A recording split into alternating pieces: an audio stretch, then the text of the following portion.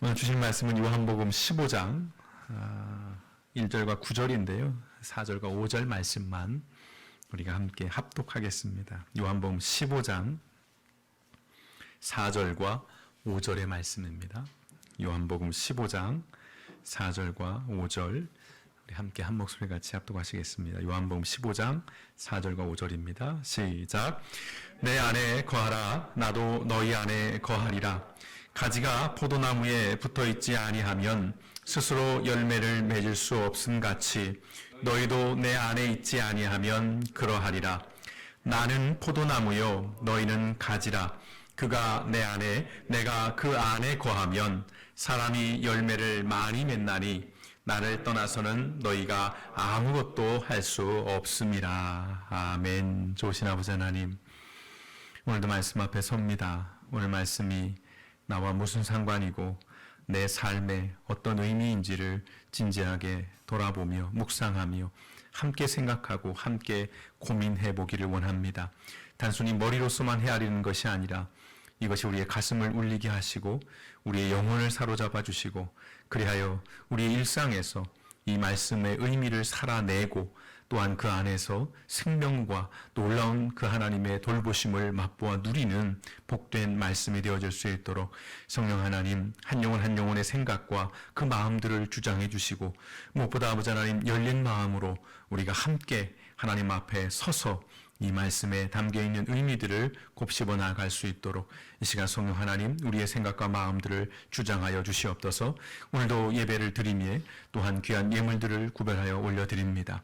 드려진 예물마다 하나님께서 기뻐 받으시고 쓰임에 합당케 하시고 물질로 어려움을 겪고 힘겨운 가운데 있는 모든 믿음의 지체들의 삶 속에 하나님의 위로하심과 형통케 하시는 은혜가 이 한 주간 풍성히 넘쳐나게 내려질 수 있도록 성령 하나님 또한 주장하시고 인도하여 주시옵소서. 모든 말씀 우리 권하신 예수님의 이름으로 감사하며 기도드렸습니다. 아멘. 예, 앉으시겠습니다. 광고에도 그런 말씀을 드렸습니다만 코로나19가 그야말로 다시 고개를 들고 있습니다. 그래서 이 말이 떠올랐어요. 끝날 때까지 끝난 게 아니다. 유명한 야구 선수 요기베라라고 하는 야구의 명언이죠. 끝날 때까지 끝난 게 아니다. 정말 그런 것 같습니다. 질병관리본부장의 표현처럼 코로나19 바이러스는 정말 잔인한 바이러스인 것 같아요. 전 세계가 경험하고 있는 이 코로나19의 영향력이라는 것은 우리가 아시는 것처럼 또 우리가 생각하는 그 이상으로 굉장히 강력하다는 것을 계속 실감하고 있습니다.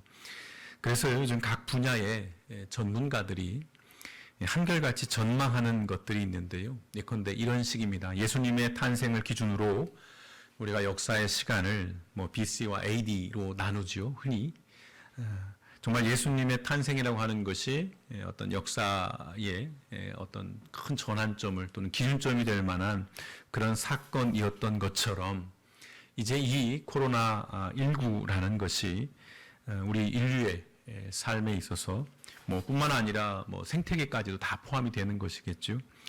코로나19 이전과 코로나19 이후로 분명하게 나누어질 것이라고 말합니다. 쉽게 말해서 이제 우리는 이전으로 돌아갈 수 없다라는 것이죠. 이전의 삶으로 돌아갈 수 없다는 이야기들을 합니다. 더듬어 보시면 불이나 또는 철 또는 증기권 같은 것들이 등장하면서 인류의 역사가 획기적으로 달라집니다. 그런 것들을 우리가 경험을 했는데요. 마찬가지입니다. 코로나19가 이 세상과 사람들을 바꾸어 놓을 것이라고 많은 사람들이 전망을 하고 있습니다. 다만 그것이 어느 정도의 강도로 또 얼마만큼의 영향력으로 우리가 사는 세상을 바꿔 놓을지 또는 우리가 바뀔지는 아직은 어느 누구도 속단할 수 없는 상황이긴 합니다. 소위 전문가들이 여러 전망을 내놓는데요. 몇 견해를 소개해 올린다면 미국의 국무장관을 지냈던 헨리 키신저는 이제 글로벌 자유무역의 기반이 무너질 것이다라고 그렇게 전망을 합니다. 그러면서 표현하기를 이제 성곽의 시대가 도래할 것이다라고 이야기를 합니다. 성을 쌓는 시대라는 것이지요. 그동안은 국가 간의 장벽을 없애는 것이 트렌드였죠. 예, 서로 자유롭게 왕래하고 자유롭게 무역을 하는 그런 세상이었다면 이제 나라마다 높게 벽을 쌓을 것이라는 겁니다. 해외에 나가 있던 기업들이 다시 자국으로 돌아갈 것으로 그렇게 예측을 합니다.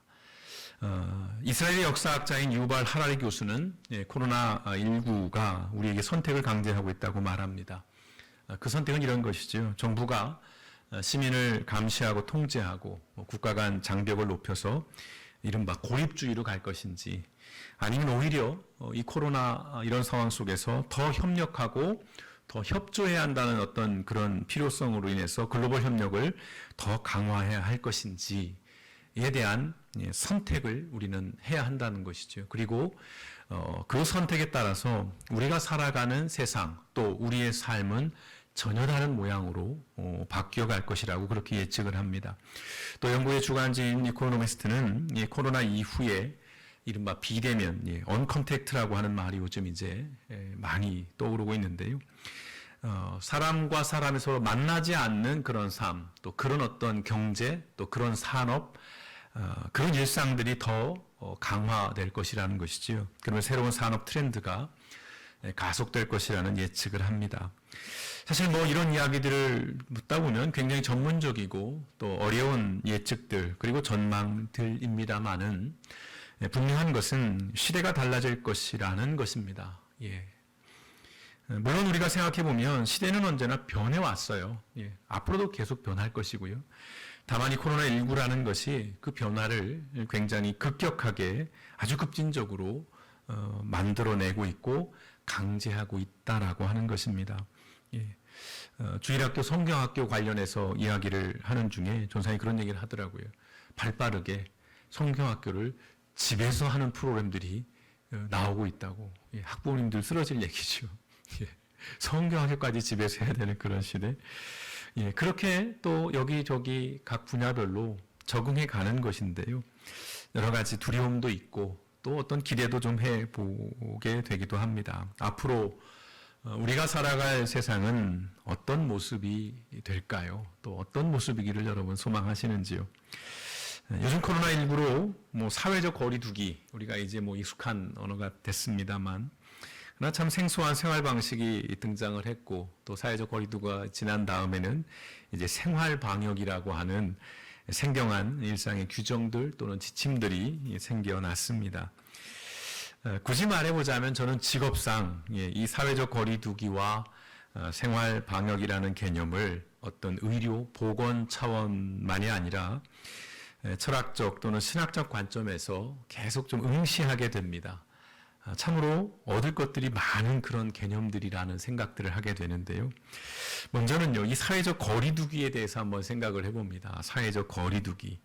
결국은 관계에 대한 의미를 돌아보게 하는 용어가 아닐까 싶습니다. 관계. 예. 우리가 흔히 관계를 얘기하면 가까운 거, 예. 이것이 좋은 것이다라고 일반적으로 생각을 하죠. 예. 관계는 좋아야 하고요. 예. 서로 거리는 가까워야 하는 것인데, 그러나 우리가 곰곰이 생각해 보면 가까운 것이 늘 좋은 것만은 아니라는 거죠. 함께 있는 것이 행복한 것만은 아니라는 것입니다. 예. 여러분들도 아마 이 그림 일기를 보신 분들이 계실 텐데요. 화제가 됐죠. 예. 초등학생이 쓴 코로나 그림 일기. 내용이 기가 막힙니다. 예. 방학이 길어지자 엄마들이 괴수로 변했다. 예. 그 중에서 우리 엄마가 가장 사납다. 그래서 나는 아주 두렵고 무섭다. 그래서 나는 아주 고통스러운 삶을 살고 있다. 예. 참 이게 우픈 이야기인데요.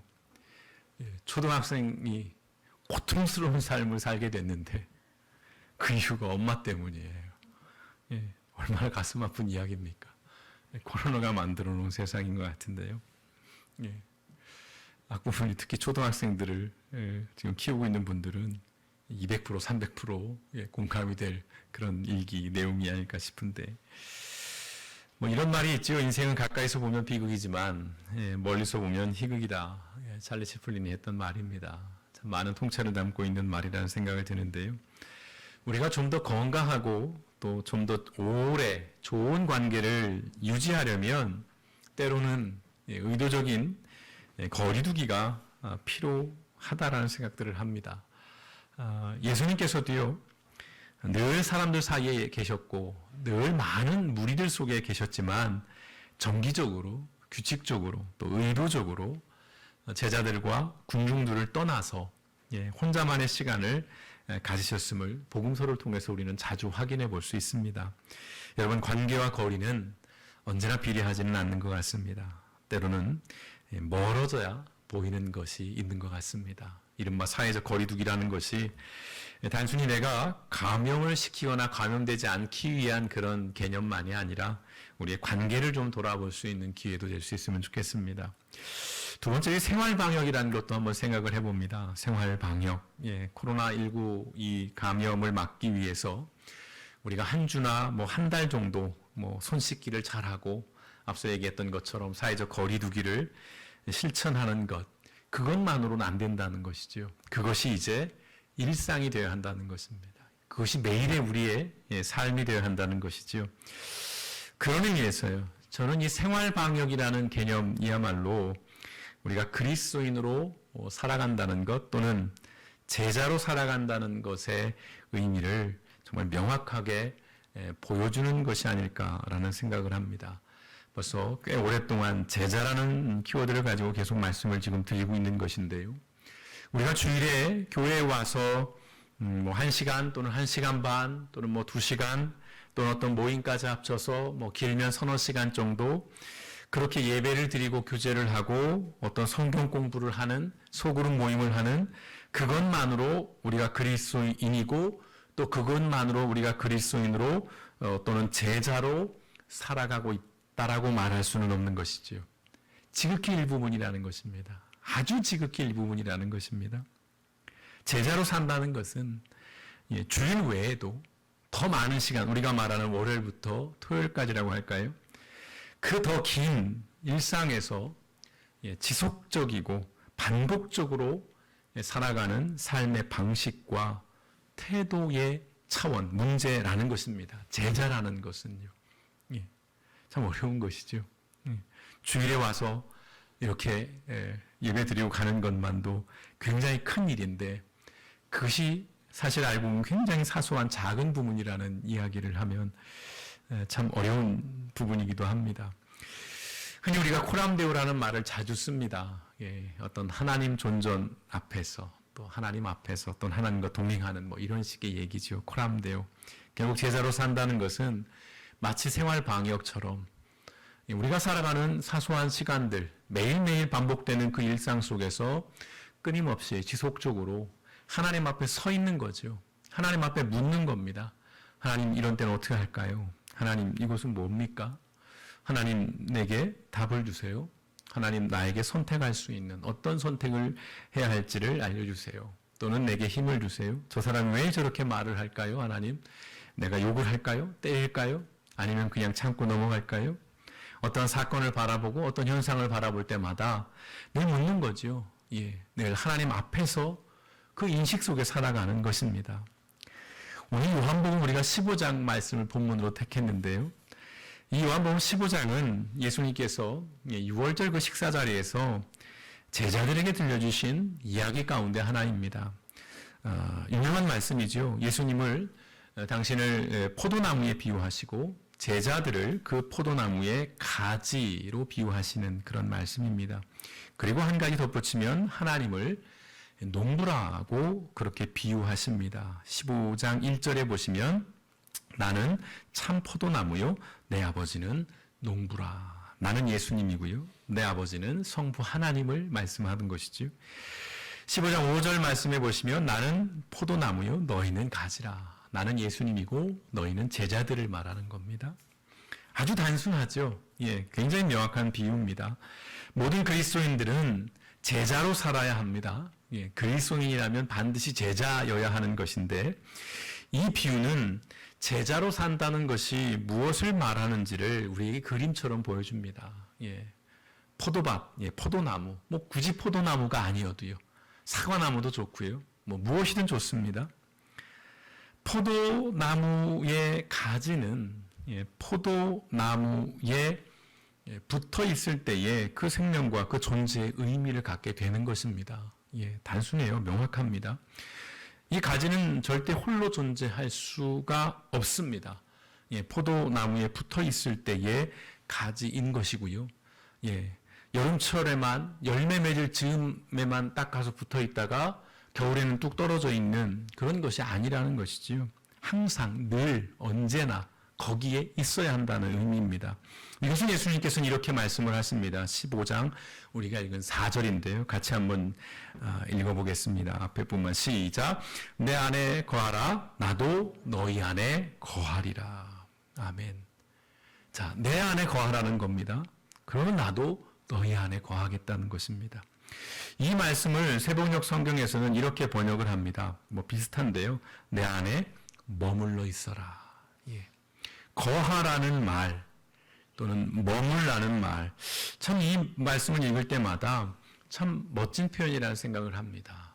거하다, 머물다. 우리의 신앙, 우리의 어떤 그리스도인으로서 제자로서의 삶을 표현하는 데 있어서 참 어떤 문학적으로도 탁월한 표현이 아닐까 싶습니다. 거하다, 머물다. 거주하라는 말씀이고 살라는 말씀입니다. 이 말씀은 일상성과 지속성의 의미를 담고 있는 것입니다. 다시 말씀드립니다. 일상성과 지속성이에요. 어느 한 시절, 어느 한 부분만 거주하고 머물라는 것이 아닙니다. 주일의 반나절 정도 또는 반의 반나절 정도만 하나님 앞에 있다가 나머지 모든 시간은 그저 내가 원하는 삶을 살고 그러다가 또 주일 몇 시간 이게 아니고 내게 주어지는 모든 날, 모든 순간, 모든 시간이 결국은 하나님의 시간이요, 하나님의 공간이고 하나님의 세상이라는 것이지요. 특별한 시간이나 특별한 장소가 아니라 해가 뜨고 해가 지는 그 사소함처럼 늘 거기 있으라고 하는 것입니다. 이건 일상으로 초대하는 것이지요. 예수님께서 당신의 삶으로 우리를 초대하는 겁니다. 그리고 왔다가 잠깐 밥 한 끼 먹고 차 한 잔 마시고 다시 가라는 것이 아니라 늘 그 안에 머물르라는 것입니다. 늘 그 안에 머물러 있으라는 것입니다. 왜 그래야 할까요? 왜 늘 거주하고 머물러야 할까요? 단순합니다. 오늘 말씀해 보시면 그래야 열매를 맺을 수 있기 때문입니다. 오늘 5절의 말씀 다시 한번 같이 읽어보겠습니다. 시작. 나는 포도나무요 너희는 가지라. 그가 내 안에 내가 그 안에 거하면 사람이 열매를 많이 맺나니 나를 떠나서는 너희가 아무것도 할 수 없음이라. 아멘. 아무것도 할 수 없다라는 말은 좀 과장된 말인 것 같아요. 여러분 하나님 없이도 여러분은 많은 걸 할 수 있습니다. 많은 것들을 이뤄낼 수 있어요. 여기서 말하는 아무것도 할 수 없음이라는 것은 뭐냐면 결정적인 순간, 궁극적인 상황 속에서 인간은 무기력할 수밖에 없다는 겁니다. 여러분 아무리 인류가 의학이 발달하고 기술이 발전했다 할지라도 서로 아무리 많은 돈을 가지고 있다 할지라도 눈에 보이지 않는 이 바이러스 하나를 어찌하지 못해서 지금 전 세계가 전전긍긍하고 있는 이 현실을 볼 때에 오늘 너희가 아무것도 할 수 없음이라는 그 말의 의미는 인간이 가진 어쩔 수 없는 한계에 대한 이야기를 하고 있는 것입니다. 돌아보면 당연한 말씀이에요. 가지가 포도나무에서 떨어져 있으면 여러분 열매를 맺을 수 없는 것이죠. 그럼 이런 질문을 드려봅니다. 그럼 왜 열매를 맺어야 할까? 왜 열매를 맺어야 할까? 굳이 열매 맺지 않고 그냥 살 수 있을 텐데. 그 이유에 대해서 8절에서 이렇게 말씀합니다. 같이 읽어보겠습니다. 시작. 너희가 열매를 많이 맺으면 내 아버지께서 영광을 받으실 것이요 너희는 내 제자가 되리라. 아멘. 열매를 맺어야 하는 이유는 다른 게 없습니다. 궁극적으로는 하나님께 영광을 돌리는 일이기 때문인 것이고요. 그리고 그런 열매를 맺을 때에 비로소 내가 제자가 될 수 있다는 것입니다. 그러면 그 열매라는 것은 무엇일까요? 우리가 성령의 8가지 열매 이런 9가지 열매 이런 얘기들도 하는데요. 그 열매라는 것은 무엇일까요? 제가 끊임없이 주구장창 이야기하는 것입니다. 그 열매는 이것입니다. 하나님의 형상대로 창조된 원래의 모습을 온전히 회복하는 것, 그것이 열매입니다.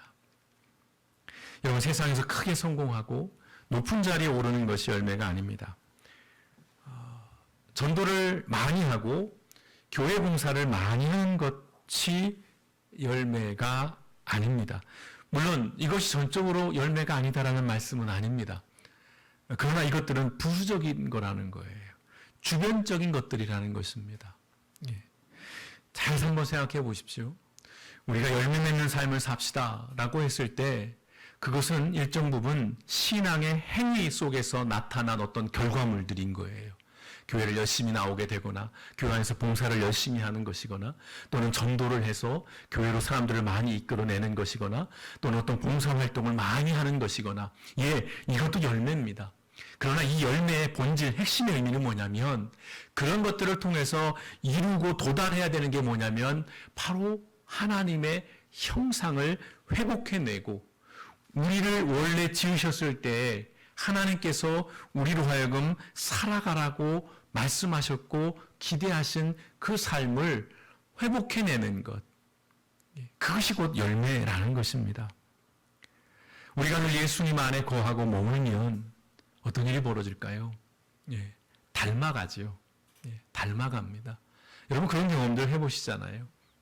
물론 이것은 부모와 자녀 얘기를 하면 딱 들어맞는 이야기이기도 하고요.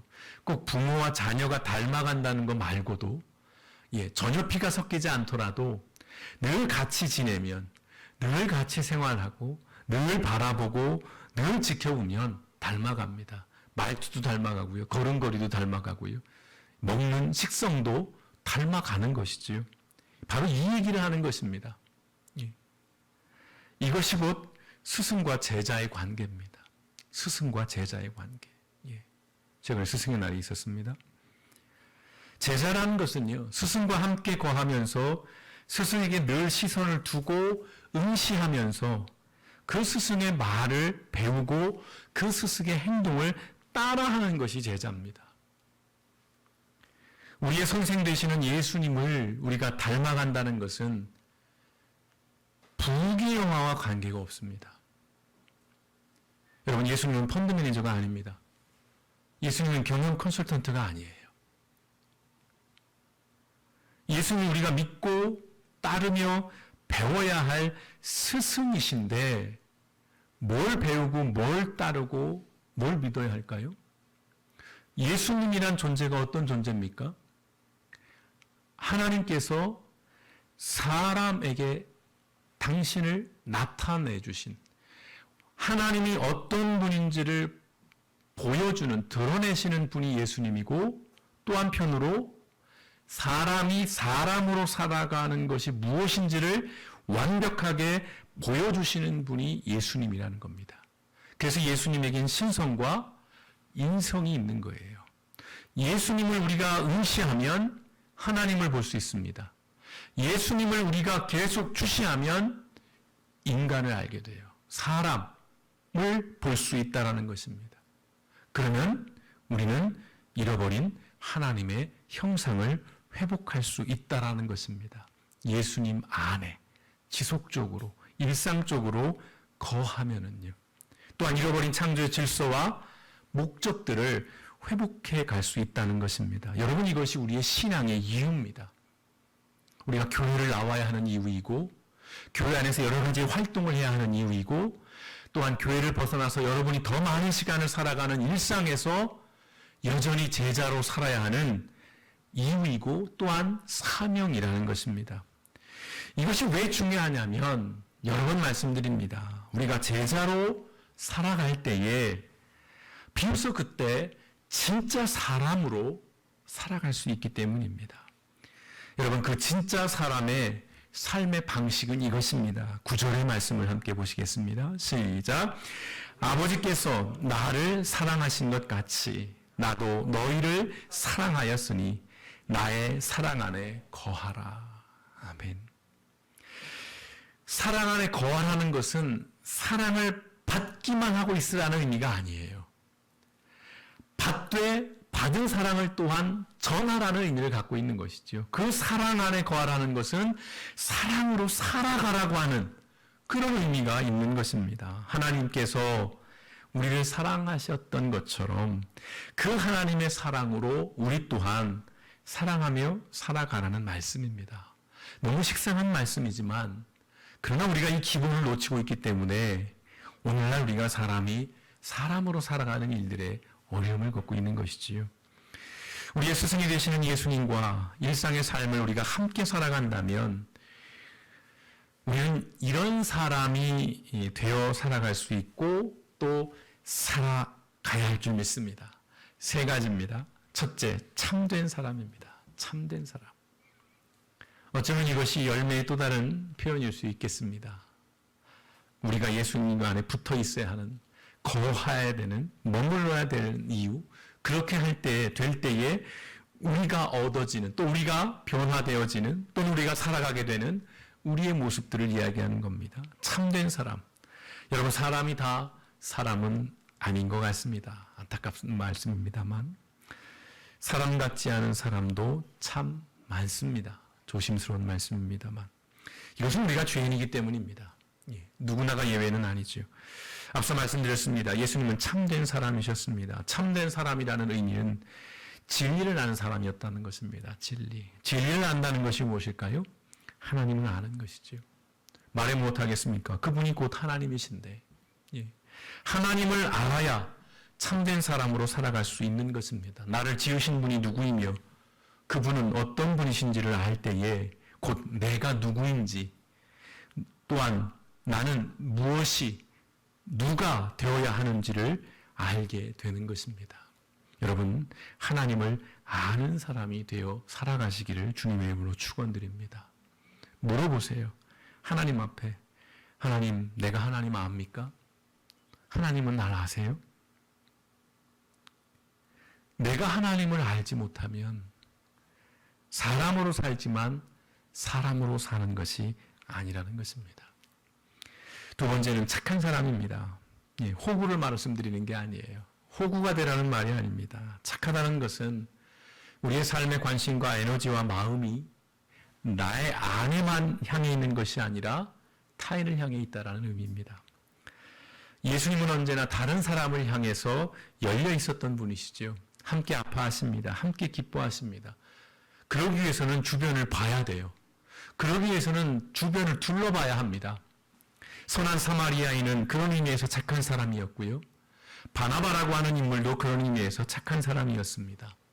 여러분, 제자는 누가 뭐라 해도 착한 사람이어야 합니다.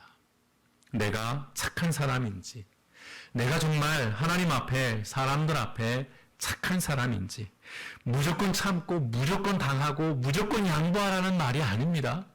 절대 그런 의미에서의 착함의 의미가 아니에요. 세 번째는 한결같은 사람입니다. 한결같은 사람. 예수님은 상황이나 환경에 절대 흔들리지 않으셨어요. 어떠한 상황에서도, 고난을 당하는 상황에서도 하나님 향한 시선을 거두지 않으셨고요. 사람부터 환호를 받고 정말 영웅 대접을 받을 때에도 교만해지거나 또는 우쭐하거나 자기가 가야 할 길을 잃어버리는 일이 없으셨습니다. 언제라도 당신의 길을 걸어가셨어요. 그래야 믿을 수 있고 그래야 의지할 수 있는 것이죠. 우직하게 가야 할 길을 가셨다는 겁니다. 미련해 보이지만 한결같은 사람에게는 반드시 사람이 따릅니다. 처세에 능한 사람이 아닌 진실함과 순전함이 있는 사람. 여러분, 이런 사람이 한결같은 사람입니다. 우리가 제자로 산다고 할 때, 우리가 그리스도인으로 산다고 할 때, 우리가 다 같이 이런 사람이 되기를 늘 하나님 앞에 기도하고 우리를 점검해 봤으면 좋겠습니다. 말씀의 서두에서 코로나19 이야기를 장황하게 했지요. 세상이 바뀔 겁니다. 전혀 다른 일상을 우리가 살게 될 것입니다. 앞으로 살아갈 세상이 어떤 세상일지 정말 우리는 두렵습니다라는 이야기를 드렸습니다만은, 그러나 세상이 아무리 바뀔지라도 우리 일상이 아무리 달라지더라도 예수님은 변함이 없습니다. 하나님은 불변하십니다. 세상이 바뀐다고 하나님이 달라지지 않습니다. 여러분, 세상이 어떠하든 우리는 예수님 안에 머물면서 그 예수님을 끊임없이 응시하면서 예수님을 배우고 예수님을 따르는 삶을 살아가야 할 줄 믿습니다. 흔들리는 세상 속에서 우리는 그럼에도 불구하고 예수님의 길을 걸어갈 수 있어야 한다는 것입니다. 이것이 제자인 것입니다.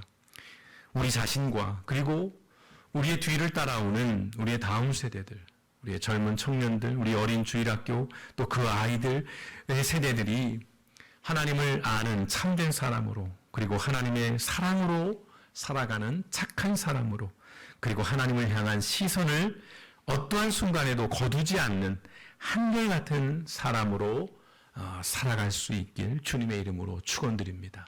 예수 안에 거하십시오. 우리가 예수 안에 머물러 있을 때에 내가 진짜 사람으로 사는 것이 되고, 그 안에 머물러 살아갈 때에 나를 통해서 더 많은 사람들이 회복을 경험하게 되고 더 많은 이들의 삶이 복된 삶으로 변화될 줄 믿습니다. 먼저는 내 삶이 복되고 내 인생이 행복하게 될 줄 믿습니다. 분명 어려운 시절 우리가 살아갑니다. 쉽지 않은, 녹록지 않은 환경 가운데 우리가 있습니다. 앞으로 더 어떻게 어렵고 힘든 상황들이 펼쳐질지 모릅니다. 그러나 분명한 것은 내가 여전히 예수 안에 거하고 머물러 있으면 우리는 안전합니다. 우리의 삶은 하나님의 손에 붙들려 있고 그 하나님께서 그럼에도 불구하고 우리의 삶을 이끌어가 주실 것을 믿습니다. 이번 한 주간도 그 변치 않는 하나님 안에서 그 변치 않는 그 하나님의 사랑으로 늘 승리하고 이겨내고 작은 성취들을 맛보아 누리는 길법교회 모든 성도님 되시기를 주님의 이름으로 축원드립니다. 함께 기도하시겠습니다.